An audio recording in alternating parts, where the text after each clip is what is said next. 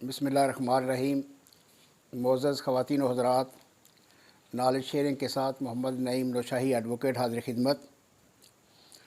آج بھی ہم انویسٹیگیشن کے حوالے سے ضابطہ فوجداری کی دفعہ 164 پر گفتگو کریں گے۔ اس دفعہ 164 ضابطہ فوجداری کے تحت مجسٹریٹ فرسٹ کلاس کو اور مجسٹریٹ سیکنڈ کلاس کو اگر حکومت نے اختیارات دیے ہوں تو تفتیش کے دوران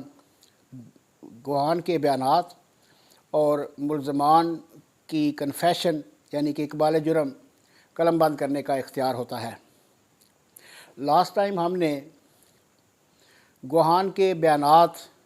پر تفصیل سے گفتگو کی تھی، آج ملزم کے اقبال جرم پر تفصیل سے گفتگو کی جائے گی۔ معزز خواتین و حضرات، نوٹ فرمائیں کہ یہ ضروری نہیں ہے کہ پولیس ہی ملزم کو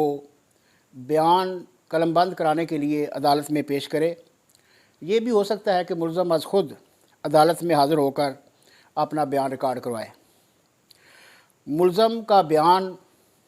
برحلف قلم بند نہیں کیا جاتا۔ اگر ملزم کا بیان برحلف ریکارڈ کیا جائے تو پھر وہ غیر قانونی ہوگا۔ اس سلسلہ میں ہائی کورٹ کا فیصلہ بہت قابل غور ہے، اس سے ہمیں رہنمائی ملتی ہے۔ رپورٹ ہوا ہے 2002 Pakistan criminal law journal, page ہے 1072۔ ملزم کا بیان ریکارڈ کرنے سے پہلے مجسٹریٹ صاحب ملزم پر واضح کرتے ہیں، اس کو بتا دیتے ہیں کہ یہ جو آپ اقبال جرم کی بابت بیان دے رہے ہو، اس بیان کے آپ پابند نہیں ہیں، لیکن اگر آپ کوئی یہ ایسا بیان دیں گے عدالت میں تو وہ آپ کے خلاف شہادت میں استعمال کیا جا سکتا ہے۔ مجسٹریٹ صاحب اس وقت تک بیان قلم بند نہیں کریں گے جب تک وہ ملزم سے سوالات کر کے اس بات کا یقین نہیں کر لیتے کہ ملزم اپنی آزاد مرضی سے بیان قلم بند کروا رہا ہے۔ اس سلسلہ میں اگر ملزم کو پولیس ہتھکڑیوں میں عدالت میں پیش کرے تو پولیس کو عدالت حکم کرتی ہے کہ ان کی ہتھکڑیاں جو ہے اتار دی جائیں، اور پولیس کو کمرہ عدالت سے باہر بھیج دیا جاتا ہے، اور پھر ملزم کو تھوڑی دیر کے لیے سوچنے کا موقع بھی دیا جاتا ہے، اور اس بات کا یقین کیا جاتا ہے کہ ملزم جب عدالت میں اپنا بیان ریکارڈ کروا رہا ہے تو وہ اس پر کسی طرح کی کوئی پابندی نہیں ہے، وہ اپنی آزاد مرضی سے بیان ریکارڈ کرا رہا ہے۔ تو جب ملزم کا بیان ریکارڈ ہوتا ہے تو مجسٹریٹ صاحب جو الفاظ وہ استعمال کرتا ہے، وہ تقریباً تمام جو گفتگو وہ کرتا ہے وہ اس کے الفاظ میں وہ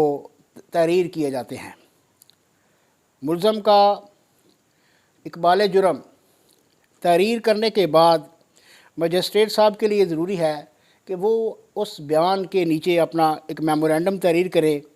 جس میں یہ لکھا جائے گا کہ میں نے ملزم کو بیان ریکارڈ کرنے سے پہلے اس بات کی اس پر وضاحت کی تھی کہ یہ بیان آپ دینے کے پابند نہیں ہے، اور اگر آپ یہ بیان دیں گے تو پھر یہ آپ کے خلاف بھی استعمال کیا جا سکتا ہے۔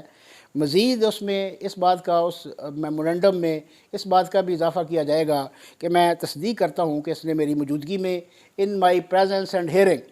اس نے ملزم نے بیان دیا ہے، اور جو کچھ اس نے لکھوایا ہے وہ منوان درست طور پر ریکارڈ کیا گیا ہے اور اسے پڑھ کے سنایا سمجھایا ہے، جس پر اس نے آپ نے دستخط کیا ہے اور درست تسلیم کرتے ہوئے اس پر دستخط کی ہے۔ اس سلسلہ میں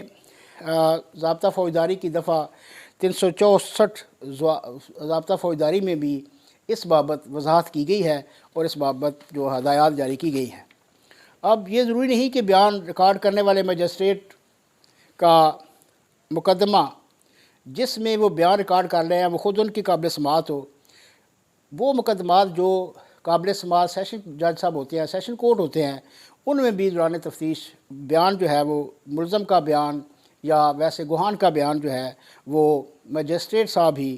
قلم بند کرتے ہیں۔ بیان ریکارڈ کرنے کے بعد اگر مقدمہ کسی دوسرے مجسٹریٹ صاحب کے قابل سماعت ہو تو اس بیان کو ان مجسٹریٹ صاحب کے پاس بھیج دیا جاتا ہے۔ اگر قابل سماعت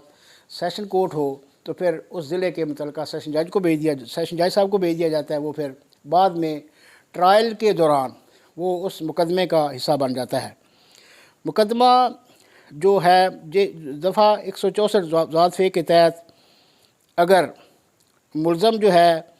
اس کو دوران تفتیش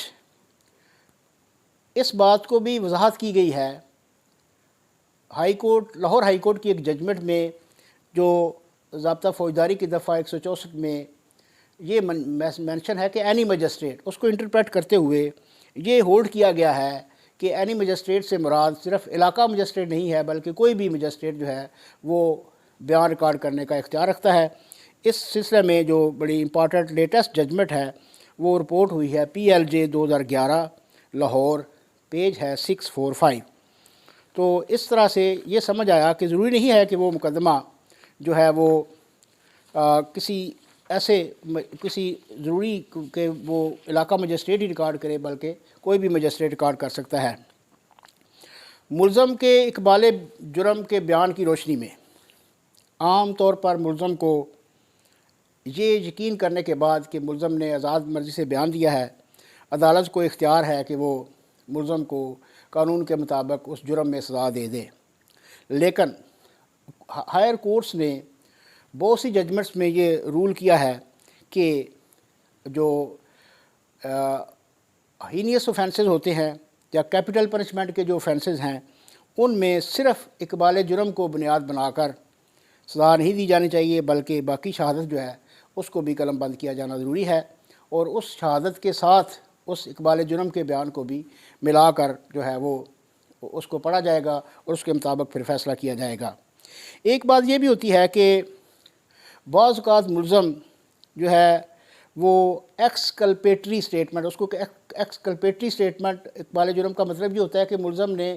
اپنا اقبال جرم نہیں کیا بلکہ اپنے ساتھ جو ساتھی ملزمان تھے ان کے بارے میں بتایا کہ انہوں نے یہ کام کیا ہے۔ اس طرح کا بیان جو ہے یہ ایڈمیسیبل ان ایویڈنس نہیں ہوتا ہے، اس کو شہادت کا حصہ نہیں بنایا جا سکتا ہے۔ ضروری ہے کہ اقبال جرم کا بیان انکلپیٹری ہو، جو ملزم بیان دے رہا ہے وہ اپنے آپ کو بھی اس میں ملوث کرے، اپنا جو اس جرم میں جو اس کا وہ اپنا رول ہوتا ہے اس پر بھی تفصیل سے بیان کرے۔